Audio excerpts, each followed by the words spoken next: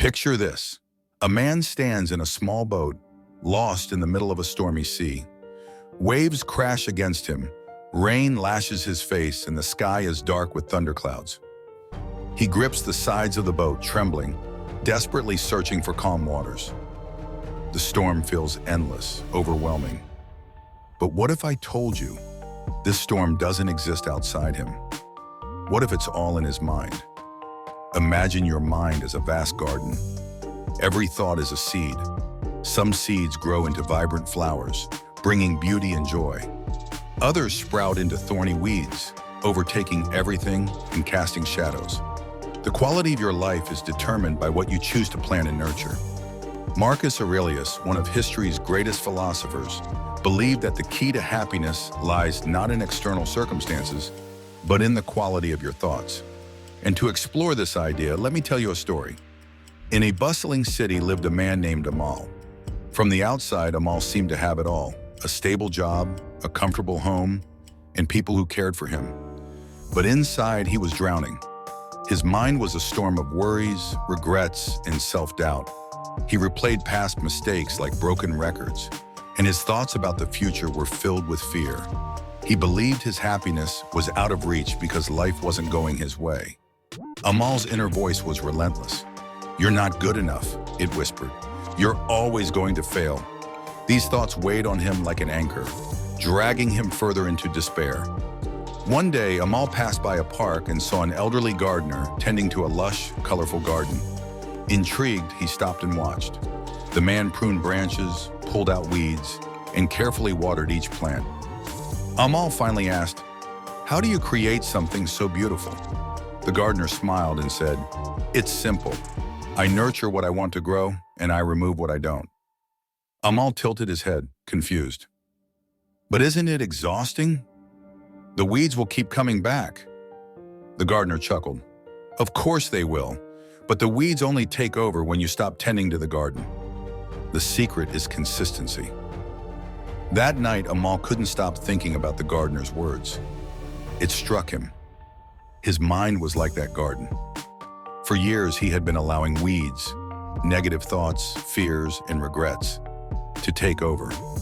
Every day, he watered these thoughts, replaying them over and over, giving them life.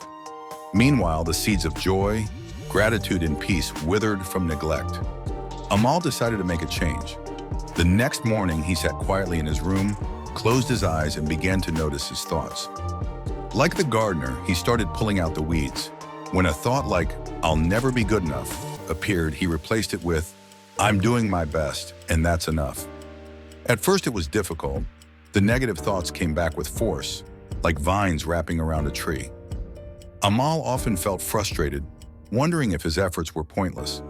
But he reminded himself of the gardener's words. The weeds only take over if you stop tending the garden. Slowly but surely, his inner world began to shift. Months passed, and Amal felt a growing sense of clarity. But then life threw him a curveball. His company announced layoffs, and Amal's job was suddenly in jeopardy.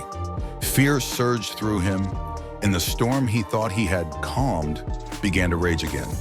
In his despair, he returned to the park. The gardener was there, as steady as ever, pruning a small tree.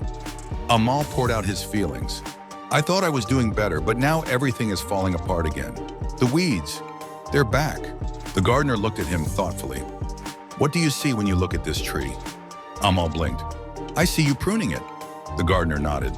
"Exactly. Even the strongest trees need pruning. It doesn't mean they're weak. It means they're alive. You're alive, Amal.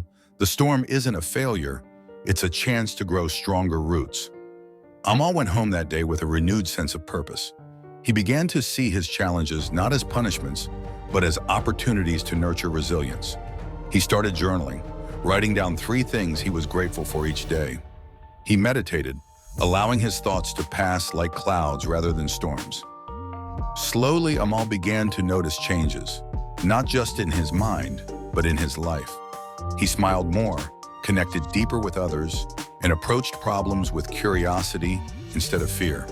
His inner garden, once overrun with weeds, was now blooming with vibrant flowers. One evening, as the sun set over the park, Amal returned to thank the gardener. "Your advice saved me," he said. "I feel happy for the first time in years." The gardener smiled. "You saved yourself, Amal. Remember, happiness doesn't come from avoiding life's storms. It comes from tending to your inner garden every single day." Amal paused, looking at the vibrant garden before him. "What if the weeds come back again?" he asked. The gardener placed a hand on Amal's shoulder. "They will, but now you know how to handle them. And every time you do, your garden will grow stronger."